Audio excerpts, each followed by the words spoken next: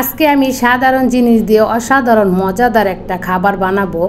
আর অসাধারণ বলতে বোঝায় যে খাবারটা দেখতে সুন্দর হয় আবার খেতেও খুবই মজা হয়।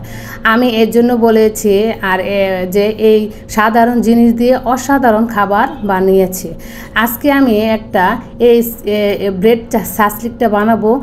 এখানে আমি কয়েক পিস ব্রেড নিয়েছি। এখন ব্রেডের আশেপাশে যে ব্রাউন কালার যে রুটিটা আছে এটা আমি সুন্দর করে কেটে নিব। যে ব্রাউন কালার যে রুটিটা আছে এটা কিন্তু আপনি ফেলে না দিয়ে একটু টেলে নিলেই কিন্তু আপনি সুন্দর করে ব্রেড ক্রাম্বস বানিয়ে নিতে পারেন। এটা কিন্তু না ফেলে দিয়েও পারা যায় সুন্দর একটা ব্রেড ক্রাম্বস বানানো। এখন আমি ব্রেডটাকে আলাদা এক সাইডে রেখে দিয়েছি। আর এই ব্রেড সাসলিক বানানোর জন্য ভিতরে যে পুরটা এর জন্য আমি নিয়েছি এখানে সিদ্ধ করা আলু আর 2টা ডিম। এখন আলু আর ডিমটাকে সুন্দর করে গ্রেটার দিয়ে আমি এরকম গ্রেট করে নিয়েছি। আর কুচি কুচি করে পেঁয়াজ কুচি আর দিয়ে দিব এখানে 2টা মরিচ ভাজা, মানে মরিচটাকে আমি আগে প্যানের মধ্যে টেলে নিয়েছি, তারপর এই মরিচটাকে দিয়েছি। আর এরকম যদি মরিচ ভাজাটা আপনি দিয়ে দেন তাহলে কিন্তু এটা একটু ঝাল ঝাল লাগবে, খেতেও ভালো লাগবে। এখন আমি সব কিছু দিয়ে ভালো করে মিশিয়ে নিব, যেমন করে ভর্তা বানানো হয়। এখন আমি ভর্তাটাকে আলাদা সাইডে রেখে রুটির উপরে সুন্দর করে সব সাইডে আমি সুন্দর করে লাগিয়ে নিব। লাগিয়ে এর উপরে আরেকটা ব্রেড দিয়ে দিব। দেখছেন কত সহজভাবে সুন্দর ব্রেড সাসলিক হয়ে যাচ্ছে।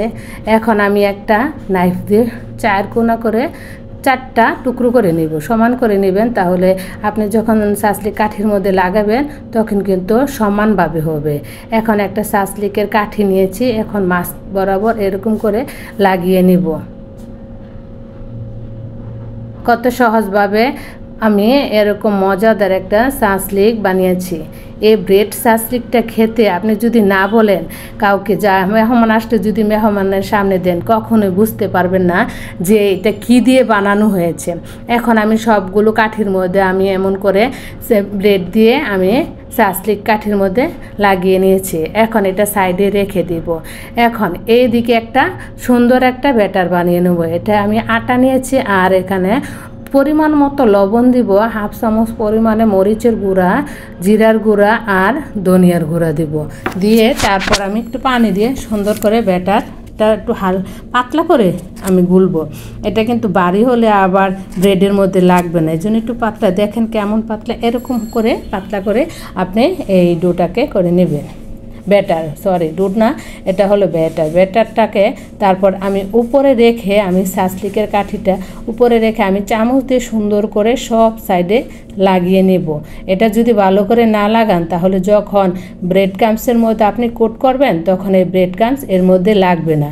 এর জন্য সব সাইডে সুন্দর করে লাগিয়ে নেব। আপনাদের সুবিধার্থে আমি আরেকটা এরকম করে দেখাবো যে কিভাবে লাগাবেন। এখন রুটির মধ্যে দেখেন আমি চামচ দিয়ে সবটুকু আমি লাগিয়ে নিয়েছি।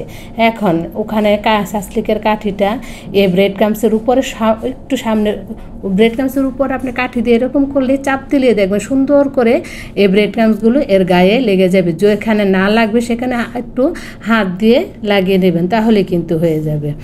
এটাই কিন্তু এত সহজভাবে দেখছেন কত সুন্দর করে আর কত মজার একটা খাবার বানানো যায়। একটু কষ্ট করলে কিন্তু ঘরে সে আপনার রেস্টুরেন্টের স্বাদে কিন্তু ঘরে মজাদার খাবার বানিয়ে বাচ্চাদেরকে দিতে পারে। এখন আমার সবগুলো ব্রেড ক্রাম্বস লাগানো হয়ে গেছে। আর এটা হলো মেন হলো, আপনি যদি বাটার আর ঘি দিয়ে না ভাজেন তাহলে কিন্তু এটা খেতে তেমন একটা মজা হবে না। আমি আজকে এই সাসলিকগুলো আমি বাটার দিয়ে ভাজবো। এটা কিন্তু হাই হিটে ভাজতে যাবেন না, তাহলে পুড়ে যাবে আর এটা সুন্দর হবে না। আমি একটু লো ফ্লেমে রেখে একটু সময় করে সাসলিকের কাঠিটা ঘুরিয়ে সুন্দর করে আমি উল্টে পাল্টে ভেজে নিব, তাহলে কিন্তু হয়ে যায় সুন্দর ব্রেড সাসলিক। আর এটা আপনি মেহমান ঘরে আসার পরও আপনি মেহমানদেরকে বসিয়ে রেখেও কিন্তু এই মজাদার সহজভাবে এই ব্রেড সাসলিকটা বানিয়ে আপনি পরিবেশন করতে পারেন। এমন খাবার যদি বাচ্চাদেরকে প্রতিদিন ঘরে বানিয়ে দেন তাহলে বাচ্চারা আর বাহিরে খাবার খেতে চাবে না।